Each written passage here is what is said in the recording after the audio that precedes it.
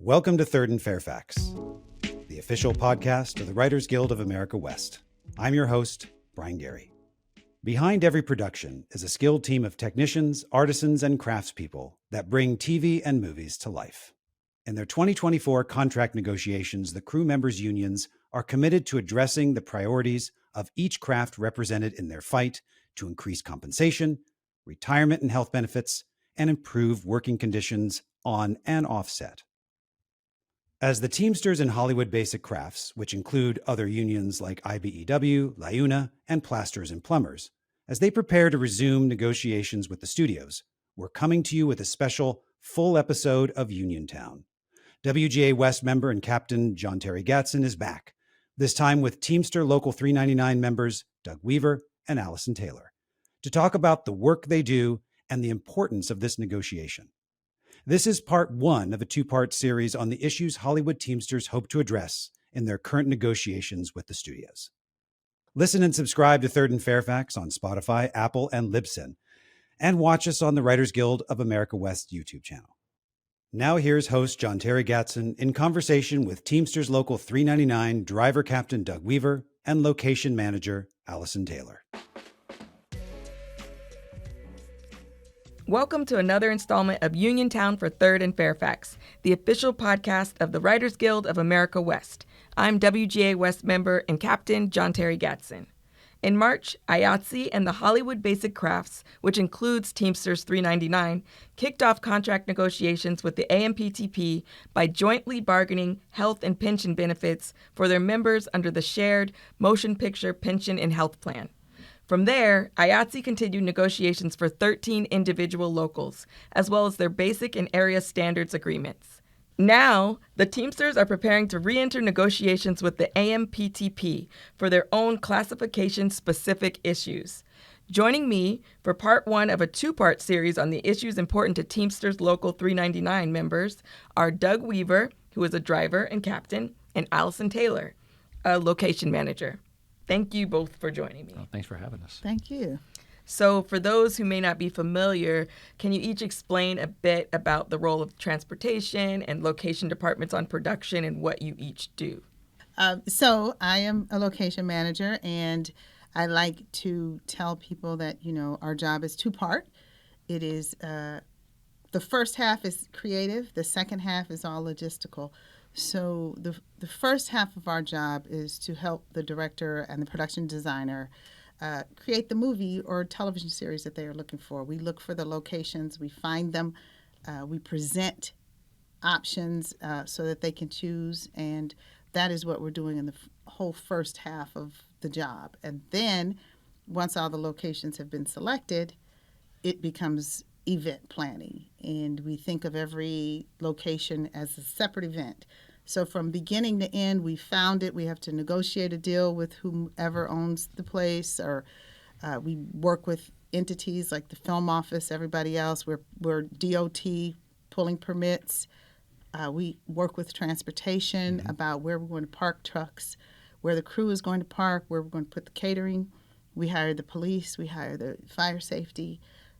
All that kind of stuff. So we just, at that point, switch over to logistical. We bring in the tents and equipment and heaters and all that sort of stuff. And that's it in a nutshell. Just a quick run through about what we do. I think ours is more, from the transportation side, more logistical than it is creative. Once the locations are found, we have to work very closely with locations. Where we go, we simply have to get every single person, piece of equipment, everything that rolls, everything that's going to be there, parked safely where they can work and make their day. I consider transportation, our role, is being basically the service industry of the film business, because I don't tell somebody where they're going to shoot. I don't tell somebody what time we're going to shoot. I don't tell them how many background they're going to have or anything like that. I'm given that information and then try to successfully plot a course to get everything there in a timely manner when it needs to be there, and make sure that it's staffed properly, and that we can, at the end of the day, the company got their shots, they made their day, the camera rolled, and everybody got exactly what they're hoping for. And if we don't get noticed as much, that's okay. Again, like I say, I talk about the basketball referee. If you notice the basketball referee, he messed up. If we get noticed, typically it's something that went wrong. At the end of the day, if nobody noticed what we did, it went really, really, really well. Nice. And everybody gets safely there and safely home, and the work gets done. And I have to know every department, all their needs, what they might ask for that they don't even know they're going to ask for based on experience. Are we shooting day? Are we shooting night? Does that mean it's going to be a grip-heavy daylight stuff? Is it going to be electric-heavy because we're doing nights? And parking those things in a way that they can most easily accomplish their goals. Yeah, thanks for that overview. Can you talk about how you each got into this line of work? I ironically was interested in event planning. I came from international travel and tourism. I worked as an international tour director. So my job was to escort groups of people around the world, vacationers, incentive travel people, all of that. And so that is very much like being an event planner. And it just so happened I went to meet my college roommate for lunch, and she was working as an assistant production coordinator. And I visited the set with her, and I was in their office, and I was walking down the hall, and I saw this office with all these pictures up on the wall, these photos. And I was like, why do they have this photo? Who are those people? And she said, oh, that's the location department. And when she explained to me what they did, I said, well, they're event planners. Wow. Mm-hmm. And that is exactly my skill set. It's the skill set I've had since forever. And about 6 months later, I called her up and I said, I want to talk to one of those location managers. And she introduced me to someone, and I ended up switching gears and getting into locations. It's the only perfect match for my skill set. And here I am 30 years later. Wow. And that's how I got in. I thank you for explaining as an event planner. Like, that really clarifies for me, helps me see it. How about? Well, I've been a Teamster for 34 years. The first 10 years of that, I was out of North Carolina. I got in.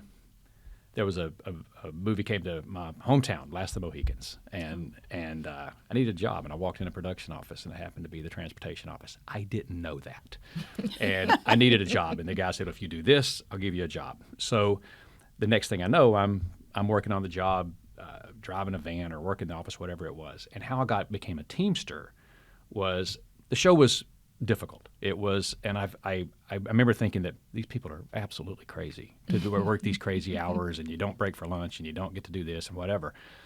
And I'm showing up to this location, driving a van. The executive producer happens to be sitting right beside me, and there was a picket line because people felt like they were being treated unfairly. Mm-hmm. I agreed with it. Didn't understand all of it, but I agreed with it. So I stopped the van, and I'm like, we're not going any further. And he looked at me and said, well, yeah, you are. I said, well, yeah. No, we're not. And he said, you're fired.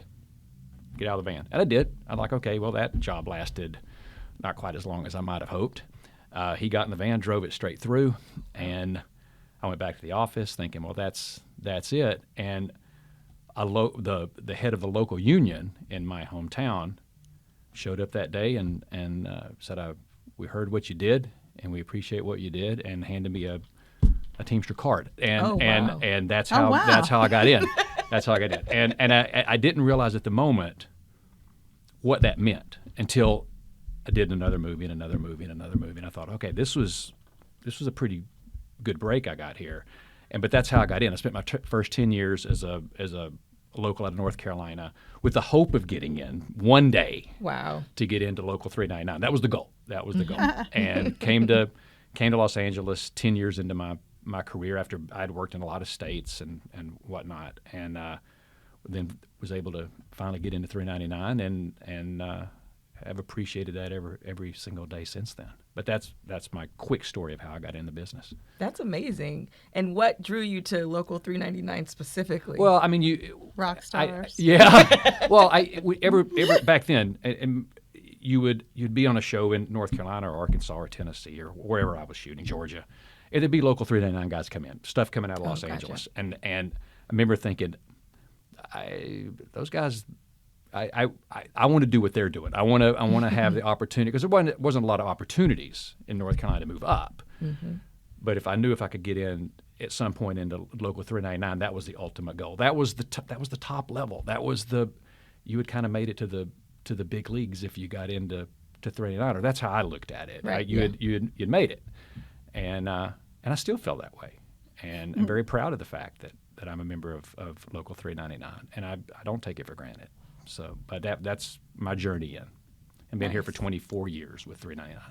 Yeah, and I just want to acknowledge too, it's like that day that you didn't cross, it was like you were doing that without the protection that I just knew that I felt like what was going on was unfair. Right. And I say I think if I go through this line, I think that's just wrong. I think it's just disrespectful.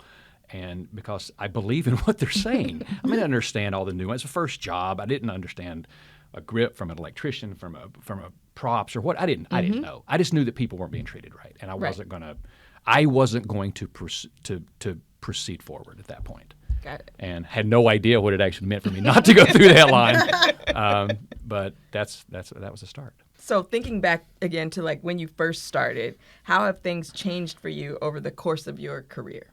Things have changed considerably.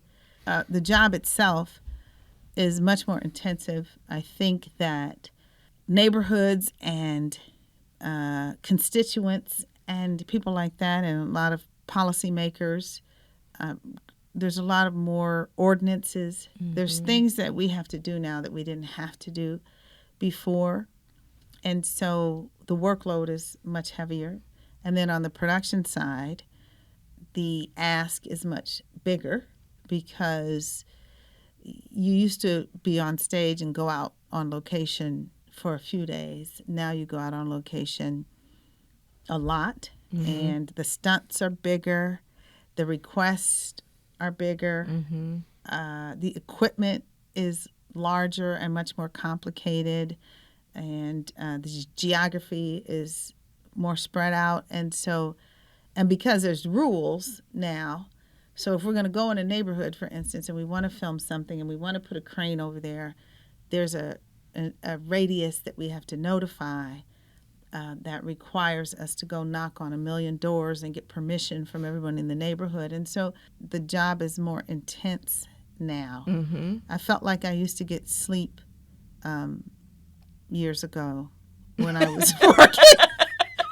I don't feel like, it's like my kids, it's like I start a job. My kids are grown now, but it was like I start a job, and it's pretty much like I'll talk to you when the job is over, because you know that every soccer match and every volleyball match that mom is walking away answering the phone and doing something. Yeah. So, yeah.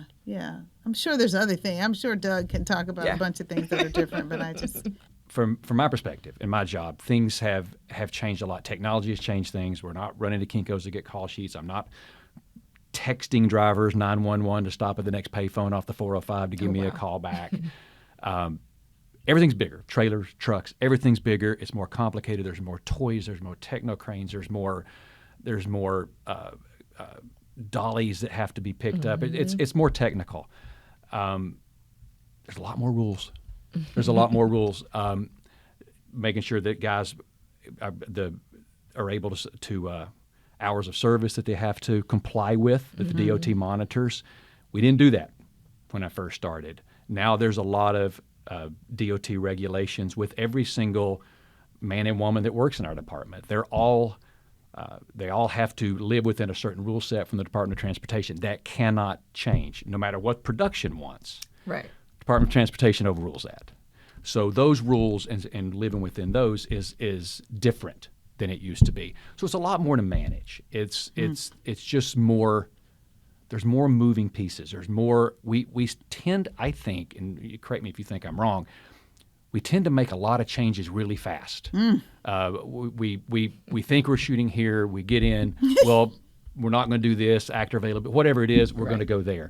So it's having to stay more prepared and not knowing exactly what we're going to do, having an idea, I think that's changed a lot over the 34 years that I've been doing it. When we first started, like, we're going to be here today, we're going to be here tomorrow, we're going to be here the next day, we're going to be here the next day. So that affects you both, I'm sorry, obviously. Now- he's exactly right. Yeah. Yes, it definitely Now does. there's a lot more moving pieces, and that's fine. Right, yeah. It's just a bigger jigsaw puzzle to figure out, and I enjoy that. But it has gotten more complicated as time has gone along. Some things have been easier, some are more difficult, but it is more complicated as we've gone along. So that's the biggest difference, I think. How has it affected your hours, though? Like, what, as far as like the hours that you work then? They've on certain projects they've gone up. There's no question about that, because change requires time. It's as simple. If you don't want to be here, but you want to be here, there is time. And so there's a lot of days that the hours are really big. If all of a sudden we decided we're going to make a move to a location that we have to go to because of fill in the blank reason. Doesn't matter what the reason is. The fact is we're doing it. And so the hours can be pretty high sometimes. They can be pretty high. Sleep can be a premium.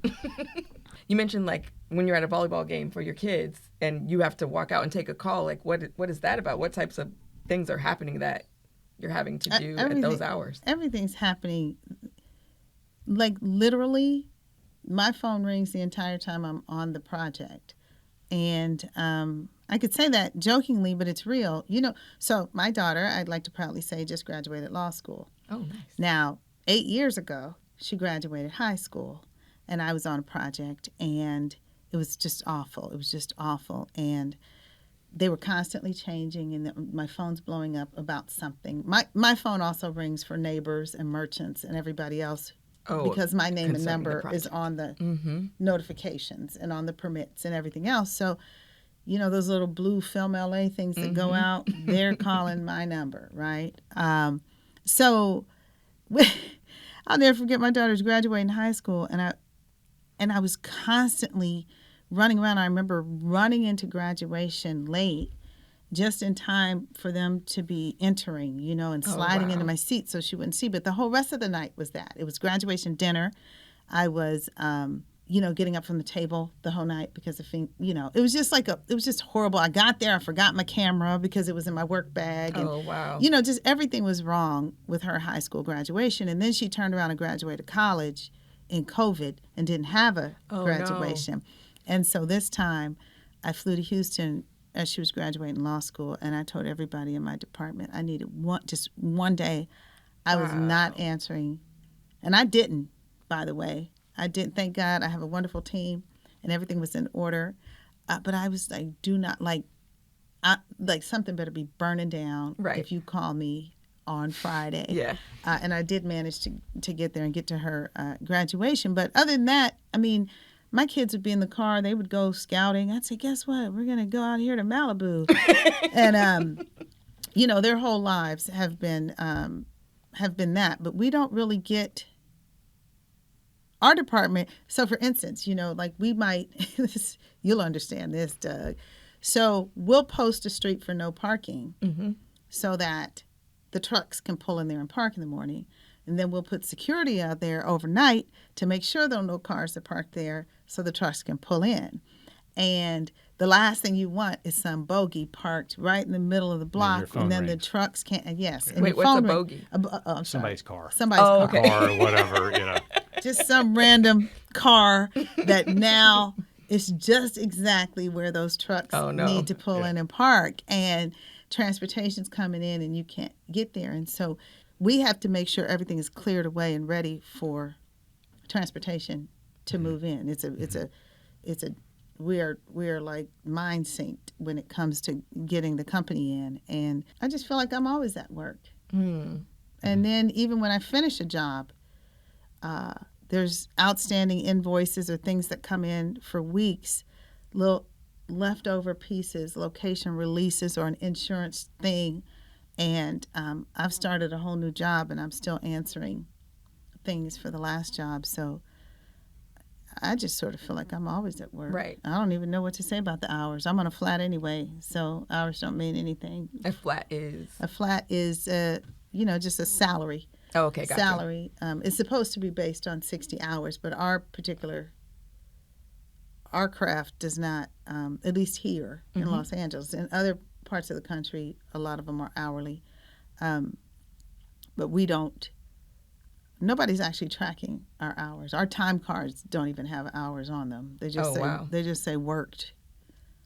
So it could be 10 hours or it could be 18 hours. Yeah, that's intense. I really appreciate you sharing that story of your daughter's graduations, and yeah, that really like demonstrates like what it has taken and the sacrifice.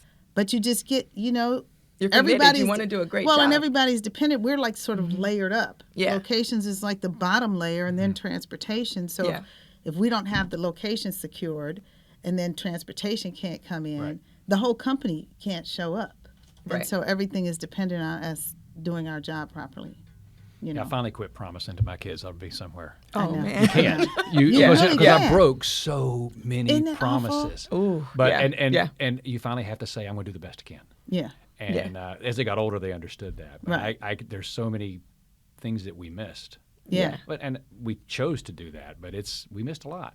Our kids missed a lot. Yeah. So. I get that as a writer, too. Like I always say when I'm in a writer's room, it's impossible to make plans. Yeah. Because it'll be like, I'm going to be done at 5 or 6, but then, oh no, we have to do a rewrite. And I just tell people. Don't make promises. Yes, exactly. So with that, all that's changed in your professions, what are you hoping to gain in this negotiation for the future? It's an understanding and appreciation for people to understand what we do, why we do it, what we do, when we do it, how it's done, because I think what we do is it's early in the morning, it's late at night, it's being able to understand it. But as we have moved forward, we've talked about how technology has changed, things have gotten more difficult, so the hours get longer. It's being able to be maybe compensated for those longer hours, those more overtime hours, making sure that we have adequate staffing to satisfy the needs of the company. And it's the fairness of being able to make sure that we have what other people are getting across the country, and trying to get back some of the things that we used to have, that used to be in our contract, and asking for that to come back. So I think that's what I'm hoping to gain out of it. And for you, Alison, what are you hoping to gain on the location side? I think that location managers, the whole location department is finally sort of putting their foot down about getting some pay parity and getting some respect. We need people to understand what we do and how well we do it, and then to compensate us accordingly. And I think that it's disrespectful that we are Hollywood and we make less than the people across the country. So if the studios make those deals in other states, then they need to make the same sort of deals with us. We already don't get overtime. There's some conversation about whether we want to be hourly or salary, but in either case, we either need to have the hours restricted to what they're supposed to be, or we need to be compensated for all the extra time that we put in doing the job. We also need to get our fuel reimbursed. They don't want to reimburse fuel ever. It's always been on the table. It's always been rejected. This is the year that we're not accepting that. We want our fuel. Nice. We drive around all the time in these vehicles, and they pay us a car allowance, which is great. We get a car allowance. That is for the wear and tear on the car, and we need the fuel put in it because we are in service of the production when we are driving those vehicles around. So that's a big deal. And one of the other things that is important and is going to be discussed for the location department in particular is staffing. You talked about minimum staffing. We are exhausted. Let's just say that. And every production, they want to reduce the number of location people in the department, but the work has gotten larger. It just takes more bodies to be out there. you'd think we were lounging around eating bonbons or whatever that sound. I don't even know what a bonbon is. I don't even know why I said that. But the point is, we are not lounging. We are working. Yes. And there's just not enough people. So that is a conversation, because I can attest to the fact that every production, when they start you out, they start out saying, well, we're only going to give you, it's always this reduced number, or they want one manager and a gazillion assistant location managers or keys, and they don't want to have a second manager. There's always this just ridiculous negotiation that we rarely win to get what we need to do the job. But I'm going to tell you what, they're going to blow us up if we don't do the job well. So give us the resources to do the job, which includes staffing, and let us just do the job that we know how to do. But, pay us, give us a good pension, so that after we've put all this time in and we're exhausted and we want to go retire, that we can afford to retire. So these are basic asks. I've had the opportunity to, to be on the negotiating committee, and I was just in shock in the meeting. I was like, I'm like, do they know what we do at all? And they don't. Right. So, I think it would be respectful to learn what we do before you come to the table and try to tell us what you're offering us to do what we do. Yeah, and it's no different than what most employees want, most people in labor Exactly. want. We all want that. Yeah, it's totally reasonable. It's basic. It's like everybody just wants to. Everybody should be able to work one job and make a decent living, and and not have to be stressed out about if they can pay their bills or if they can afford to retire. I am not trying to be working someplace when I'm retired. I'm trying to be retired. Mm-hmm. And it strikes me when you say everybody just wants one job, like when I hear your jobs, you have one job that contains many jobs, right? And so you definitely need to be recognized. Well, and I will say that I think everybody in the motion picture industry, we work differently than other people. My friends that act like, they're on a 40-hour, whatever it is that other people work, and then we're just like, what?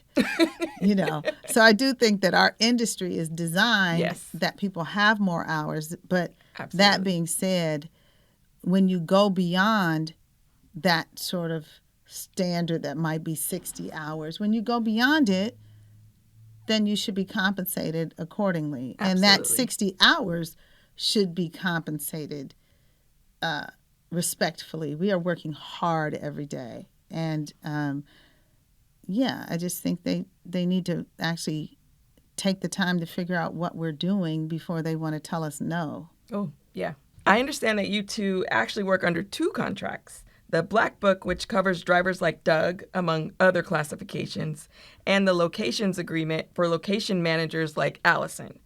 This is the first time that members working under these two agreements are going into bargaining together.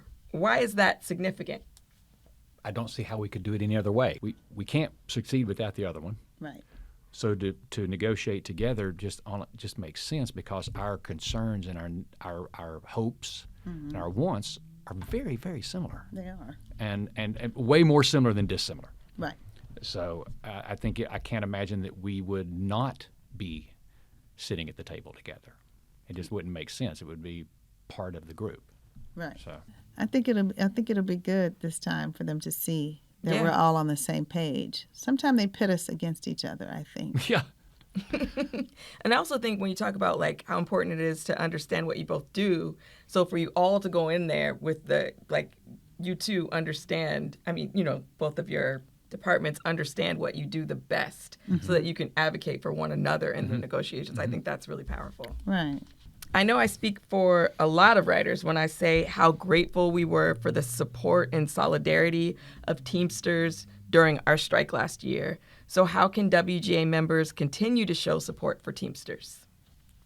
What we're doing right here is the first thing. The fact that we were invited here to talk about our departments and explain what we do, that's a huge step. And it really is appreciated by all of us.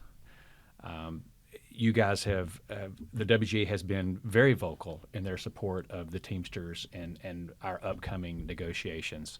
And and we really felt that we were appreciated when you were on strike, and we were certainly supporting you. But it's opportunities like this that we get a voice that we wouldn't have otherwise to express what we do and tell our story. So that's in its own is an amazing opportunity that the WGA has given us right now. So we again appreciate it. Yeah, I'm glad to get to do this.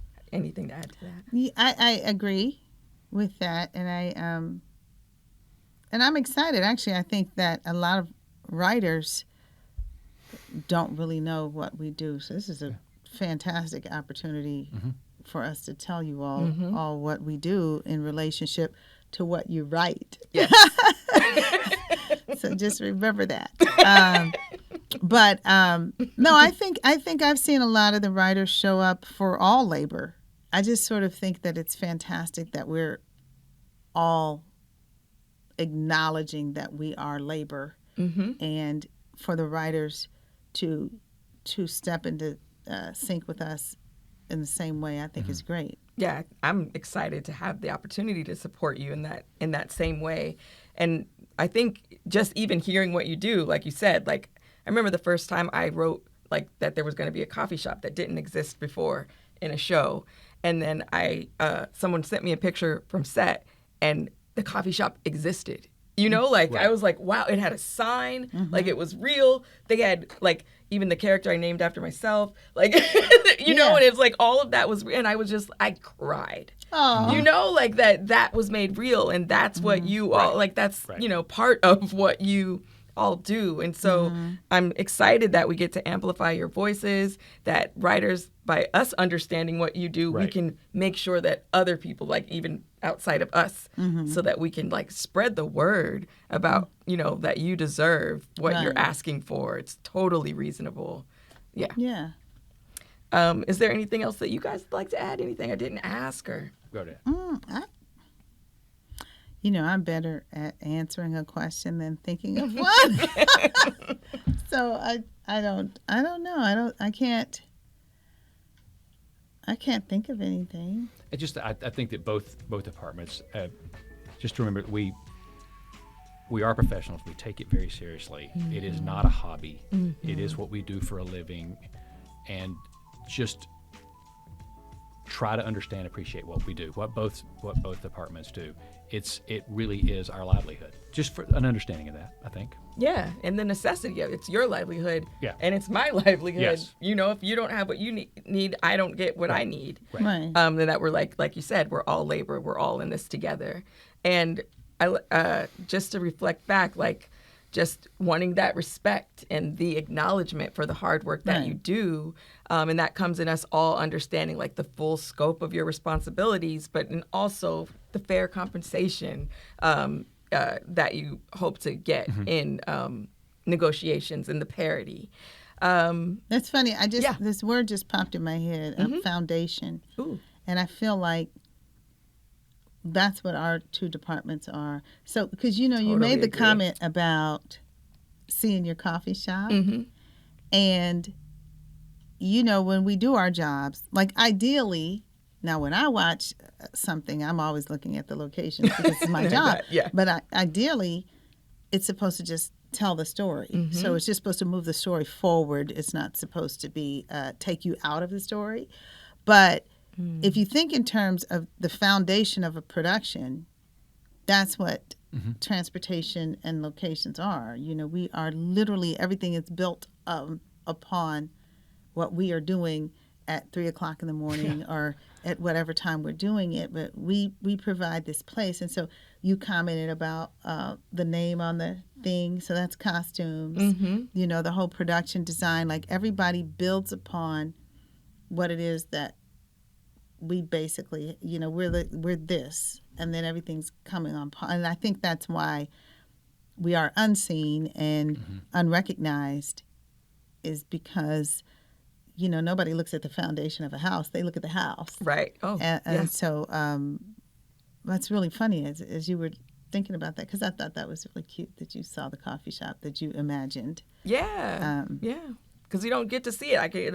It'll just stay on paper otherwise. And I love Right. that you brought up story. Like, you're moving the story forward. That's something all writers can relate to. And we work so hard to make sure that what we're writing doesn't, like, we call it like bump, like kick people out of the reality of it. And then you do that on a larger scale for the audience. And so thank you for the ways in which, you are foundational and that we're able to work together. Thanks again to Doug and Alison for joining me. As I mentioned at the top of the segment, this is the first in a two-part series on the issues important to Teamsters Local 399. Tune into our next installment, where I'll speak with chef assistants Carlos Gonzalez and Christina Esther Garcia. And if you're looking for more on the labor fights around town, Uniontown is also a column on writtenby.com, the official publication of the Writers Guild of America West. It's now entirely online and in your inboxes, bringing you the resources and perspective you need as a professional writer or aspiring one.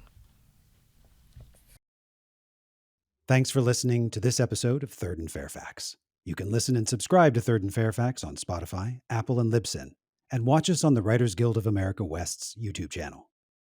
Also check out writtenby.com, the Guild's online publication, for more on writer craft, career, and union life. Thanks for listening, and see you next time.